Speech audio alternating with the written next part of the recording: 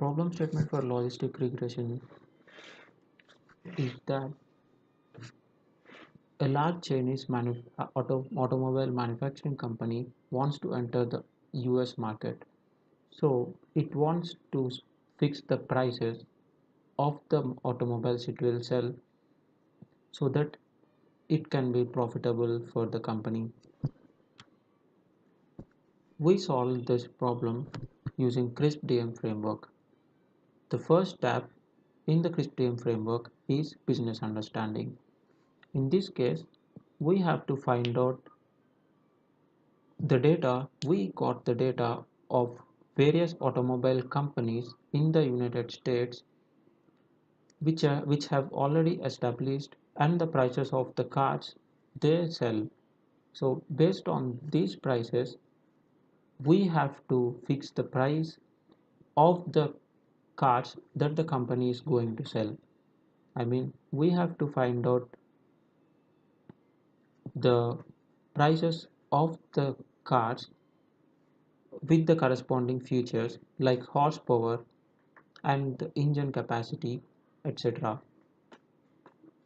The next statement in the CRISP-DM framework is data understanding. In this case, we performed data cleaning. So we found out the missing values to be very less compared to the actual data. So we ignored the missing values and did not consider them for further analysis. We fixed the column names of some variables and we fixed the spelling mistakes of some variables as part of fixing invalid data. Proceeding to the next step of CRISP-DM framework, that is exploratory data analysis, we performed outlier detection and removed the outliers and replaced them with their subsequent or preceding values. And then we proceeded to univariate analysis, wherein we analyzed one variable at a time, and bivariate analysis, wherein we analyzed two variables at a time. Going on to the next step, that is model building, we selected backward stepwise selection as our feature selection model.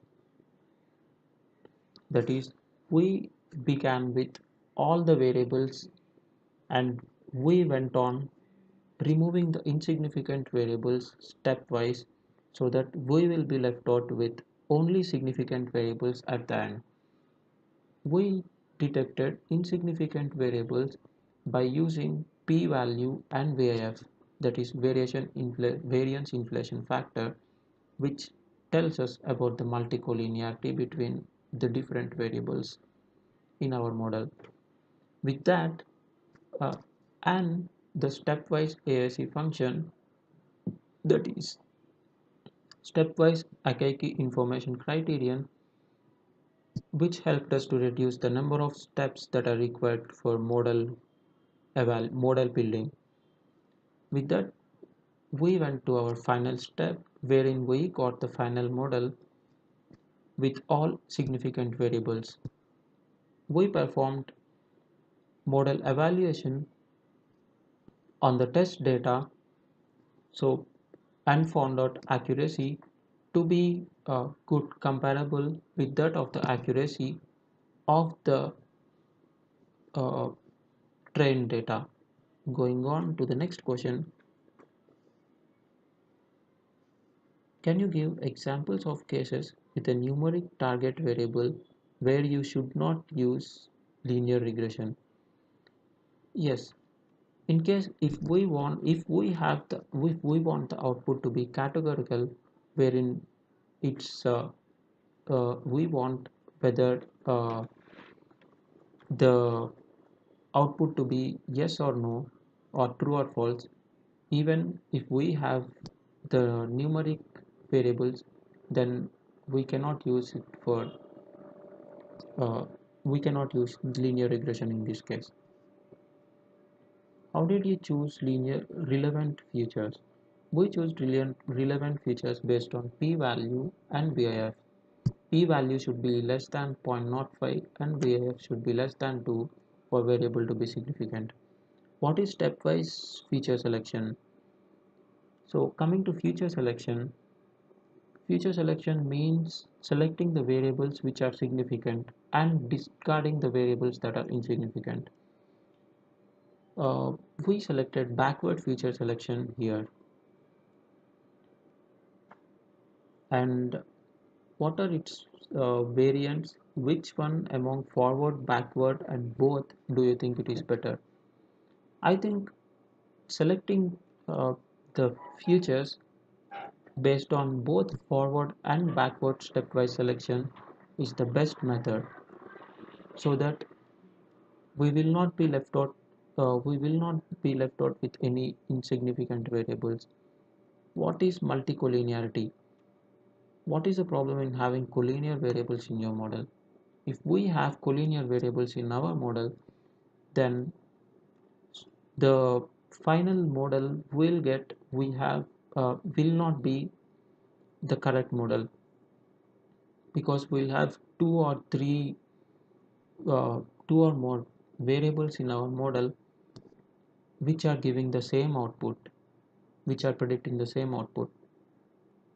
Can you explain the model building process again? When do you look for significance and when VIF?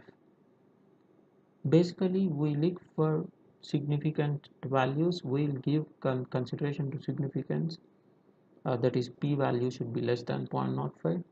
And if we have two variables of equal significance, then we will go for VIF. If you have a variable which is highly significant and has high VIF, should you remove it? Yes, it should be removed, because it will be collinear. It would have been collinear with other variable. How do we evaluate the model? Can you explain R square intuitively? What is TSS and RSS? What is the intuition behind this formula?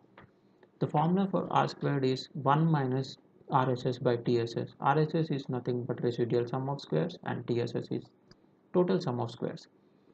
So in RSS basically describes the uh, residuals between the difference of the actual values and the predicted values. So which is square, that gives us the residual sum of square, and total sum of square uh, is nothing but it is the squares of the difference of the residuals, that is differences between the predicted value and the mean of the predicted values. And why do you choose adjusted R squared over R squared? So in general, the R squared increases for every variable that is added. So whereas the adjusted R square will penalize the R square, so that with addition of new variable, the R square does not increase. How does adjusted R square impose a penalty? How do you measure model complexity in linear regression? You just mentioned simpler models are better. Why? Yeah, so uh, any model which is simpler is the better one to consider. So for simpler models, the bias will be less, the bias will be more, and the variance will be less. As the model complexity increases, the variance will increase, whereas the bias will reduce. What is model variance? If you increase the model complexity, would model variance increase or decrease? Yeah, just as we discussed, as the model complexity increases, the model variance decreases.